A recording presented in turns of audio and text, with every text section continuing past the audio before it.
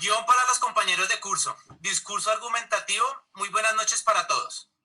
Hoy voy a hablar de dos conceptos claves que quiero que todos ustedes interioricen. El discurso que voy a aplicar es un inicio netamente descriptivo, donde les narro el ejercicio que realicé con un grupo de niños. Posterior a esto, les cuento cómo lo contextualicé, hablándoles desde un discurso argumentativo, donde la mirada filosófica del empirismo, corriente filosófica que a través de David Hume y John Berkeley nos muestran una mirada del devenir del ser, entendida desde la certeza sensible del ser, lo real y lo irreal. Esta corriente filosófica nos muestra cómo lo que percibimos en muchas ocasiones no es lo real. Se cuestionan absolutamente todo, volviendo a preguntas como el ser o no ser, que nos proponía Descartes. Posteriormente me di cuenta que los niños no se iniciaban tanto por este tema de mirar bibliografías de grandes filósofos.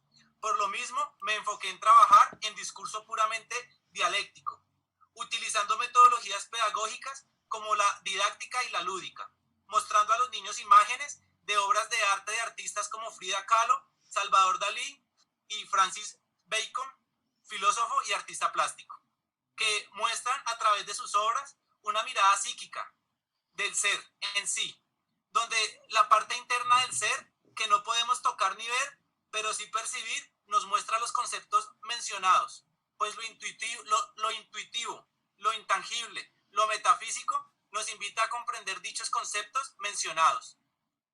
Lo tangible del ser y lo intangible del ser. Aquí en este punto me interesa que todos los niños interioricen, comprendan y logren hacer una diferenciación sobre dichos conceptos. En el estudio de caso con los niños, aplico metodologías como la lúdica y ejercicios pedagógicos, como el debate alemán y la narración de cuentos y dibujos artísticos.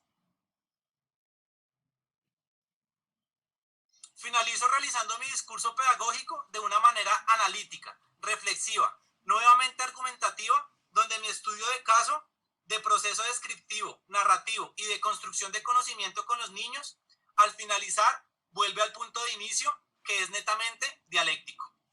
Asimismo, no tenemos la certeza sensible de saber si es real o no es real, donde es mucho más interesante y creativo generar procesos de conocimiento dinámico.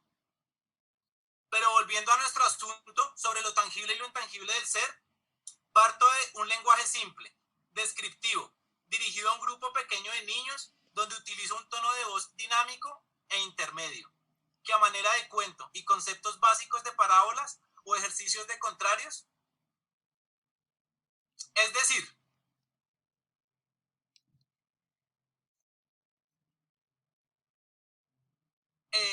voy a exponer el estudio de caso, la construcción virtual que hice por Zoom, y termino con el ejercicio didáctico. Entonces, como expositor, quiero explicarle a un niño conceptos básicos del devenir del ser, de lo tangible y lo intangible, de lo objetivo y lo subjetivo, lo onírico y lo real, lo metafísico y lo físico, lo certero y lo falso, lo soluble y lo insoluble, lo real y lo irreal, lo palpable y lo impalpable, lo material y lo inmaterial, lo lógico y lo ilógico, lo perceptible y lo imperceptible. Después de realizar un diálogo profundo a través de la lúdica y la didáctica con 5 niños de diferentes edades, descubrí que al mostrarles el cortometraje del vendedor del humo, en un estudio de caso, lo más importante por rescatar de dicho ejercicio dialéctico fue darme cuenta que el concepto de asombro y el mundo fantástico que cada niño crea en su mente y en su sentir fueron lo más importante frente a la reflexión que se generó. Teniendo en cuenta que realicé un ejercicio dialéctico a través de la virtualidad, con cada uno de ellos frente al cortometraje, analicé que se asombraron cuando el vendedor de humo se fue del pueblo y llevándose en su carruaje la bella joya y su real apariencia. Me decían que era increíble ver cómo el señor no era joven sino viejo, no era triste sino feliz, de haberse llevado el premio que era la joya. Otro me decía que el vendedor de humo era un ladrón, que los engañó a todos. Otro me decía que la enseñanza era que no debemos creer todo lo que vemos. Y comprendí que ellos mismos se cuestionan y y respondieron sus propias incógnitas sobre el tema. Desde este orden de ideas, para comenzar un proceso de hacer filosofía para niños, se debe comenzar por un proceso dialéctico, donde los mismos niños se pregunten y se respondan sus propias preguntas. Por lo mismo, disfrutamos mucho el diálogo que se generó en el estudio de caso con cada uno de ellos, al ver el cortometraje y realizar el proceso constante, donde yo como acompañante del proceso solamente me dediqué a escucharlos y a proponerles que nos reunamos, que lo reuniéramos todo. Desde el punto de vista pedagógico, en este punto de reunión virtual donde el diálogo fue un conjunto generando un debate entre ellos al estilo alemán, entendí que sacaron sus propias reflexiones sobre el cortometraje, partiendo de un lenguaje sencillo donde cada uno narraba el cuento como lo había entendido y después se dedicaban a decir lo que más les había gustado del mismo, para concluir con intervenciones entre ellos como qué fue lo que más les gustó del cortometraje El vendedor del humo. Cuando menos me di cuenta, los niños ya estaban generando construcciones mentales, creativas y didácticas, donde cada uno aportó una enseñanza frente al tema para luego concluir realizando un dibujo artístico individual para mostrárselo a los otros niños. Esta actividad generó alegría y sonrisas en los niños, dándome herramientas y evidencias de cómo los niños comienzan a construir pensamiento, pero a través del juego, el arte y la reflexión.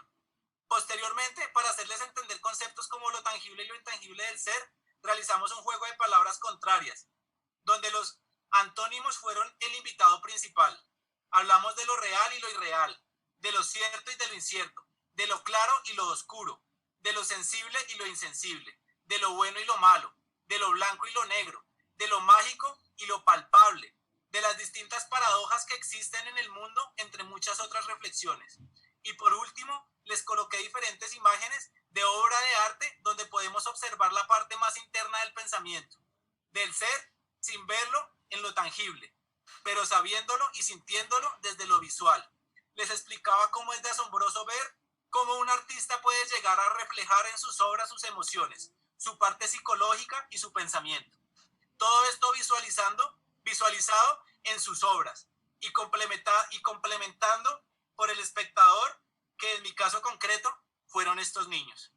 Pudimos visualizar los opuestos, los contrarios, lo tangible y lo intangible del ser, visto desde la reflexión narrativa y posteriormente dialéctica, para finalizar con una reflexión que les aportó aprendizaje, pues me di cuenta que los niños están abiertos a recibir, a aprender y a construir conocimientos a través de los ejercicios básicos, pero enriquecedores, que trae la filosofía para niños.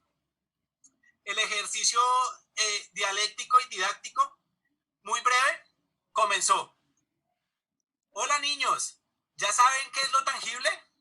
Lo real, lo concreto, lo certero, lo que puedo tocar, lo que puedo sentir.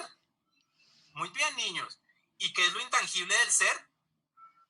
Lo que no puedo tocar, lo que no puedo sentir, lo que no puedo ver, lo mágico, lo inexplicable. Con esto doy por terminada mi intervención. Muchas gracias a todos.